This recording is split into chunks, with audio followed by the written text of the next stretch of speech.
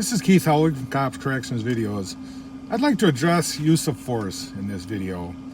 For anybody who's been a police officer or correctional officer for any amount of time, I'm sure that somewhere along the course of your career you've been involved in a use of force. Now, I've been doing this for a long time, and to be honest with you, I can't begin to count the number of times where I've been involved in use of force incidences. Now, I've never shot anybody with a handgun. I've never killed anybody. And I pray that that never will happen. But I have had to use pepper spray more times than I can remember. I've had to use a taser more times than I can remember. Wrestle with inmates, wrestle with suspects, throw people against the wall, throw people on the floor. Yeah, it's happened many times during the course of my career.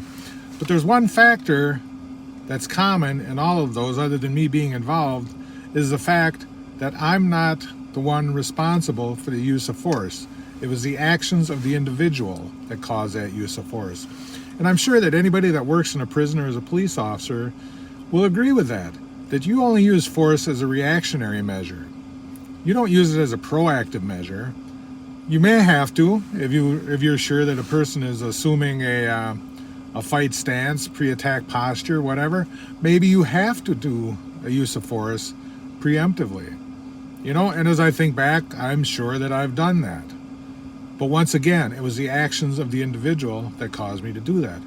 Unfortunately, in our society today, we don't blame the criminals or the inmates for making that use of force necessary. I look at so many of the incidences of the past, whether it's George Floyd, whether it's the individual down in Ferguson, countless people who have been involved in uses of forces and may have lost their lives. Was that brought about because of the officers? No, it was brought about because of the actions of those individuals. George Floyd, I was watching the History Channel last night, and I all of a sudden saw this very touching, heartwarming commercial by the George Floyd Foundation with his sister talking about what a great man he was. And I don't wish to speak ill of the dead, but the fact of the matter is George Floyd would have probably died of a drug overdose in that situation anyways. Now, I'm not justifying what Derek Chauvin or any of the other officers did in that incident. In fact, it horrified me when I saw them holding him face down for a number of minutes like that. And I'm not justifying what they did. But let's not make a saint out of someone like George Floyd or someone like Michael Brown, who was killed trying to disarm an officer. And this whole narrative of hands up, don't shoot turned out to be nothing but a bunch of BS.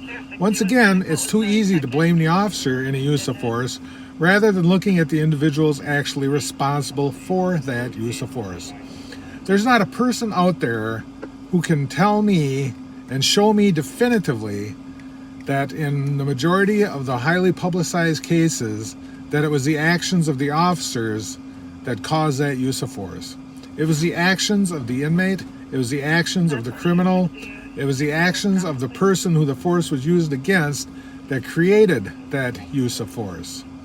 I don't like getting involved in use of force. I'm getting to the point now where if I get hurt, 20 years ago it may have been something that healed up over a couple nights. Now it sticks with me for a long time.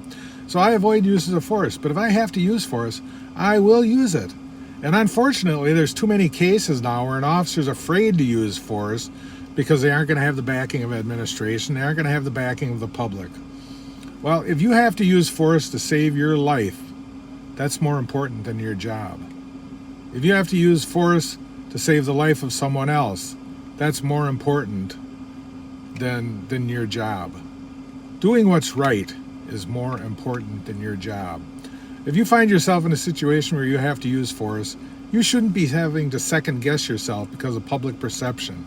You shouldn't have to second guess yourself because somebody's going to label you as a racist, or they're going to label you as a white supremacist, or what other BS names they can come up with because you as a correctional officer or you as a police officer were using force. Use force appropriately, use force when necessary, take care of yourself. Once again, this is Keith Helwig from Cops Corrections Videos. Stay safe and watch your back.